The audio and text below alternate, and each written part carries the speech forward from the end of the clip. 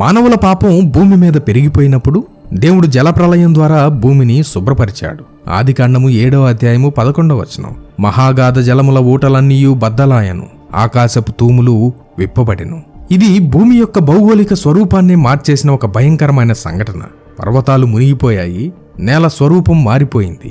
ఇది దేవుని తీర్పుకు నిదర్శనం. పాత నిబంధనలో దేవుడు తన ప్రజలైన ఇశ్రాయేలీలకు ఒక నిర్దిష్టమైన భూమిని వాగ్దానం చేశాడు. అదే కానాను దేశం. ఇది చాలా ముఖ్యం, ఎందుకంటే దేవుని దృష్టిలో భూమి కేవలం ఒక మట్టి గడ్డ కాదు.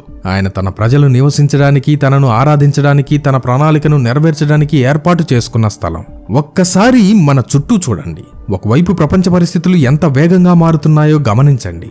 దేశాల మధ్య ఉద్రిక్తతలు, అంతుచిక్కని రోగాలు, మనుషులలో ప్రేమ చల్లారిపోవడం, ఇవన్నీ యేసు ప్రభువు తన రాకకు ముందు జరుగుతాయని చెప్పిన సూచనలే కదా.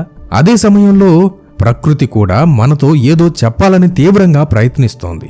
అకాల వర్షాలు, భయంకరమైన భూకంపాలు, అడవులను కాల్చేస్తున్న కార్చిచ్చులు, ఇప్పుడు మనం మాట్లాడుకుంటున్న ఈ కదులుతున్న ఖండాలు, ఇవన్నీ చూస్తుంటే ఏమనిపిస్తోంది?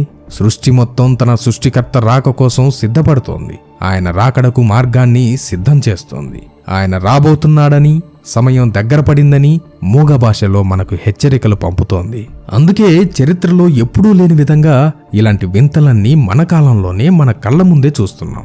ఇది దేవుని ప్రణాళికలో భాగం. ఆయన తన రాకడకు ఈ లోకాన్ని సిద్ధం చేస్తున్నాడు. ఇప్పుడు అసలు ప్రశ్న ఏంటంటే, ప్రపంచం సిద్ధమవుతోంది, ప్రకృతి సిద్ధమవుతోంది, మరి మనం సిద్ధంగా ఉన్నామా? తానం తప్పిన ఈ సృష్టి సరిచేయబడుతున్నప్పుడు దేవునికి దూరమైన మన జీవితాలు సరిచేయబడడానికి సిద్ధంగా ఉన్నాయా?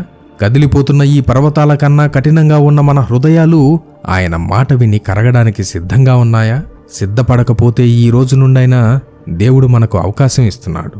ఇంకా ఆయన దీర్ఘశాంతాన్ని బట్టి క్షేమంగా ఉన్నాం. మారు మనస్సు కలిగి ఆయన వైపు చూసే జీవితాల కోసం ఆయన ఇంకా ఆలస్యం చేస్తున్నాడేమో. Jesus coming soon, so be prepared.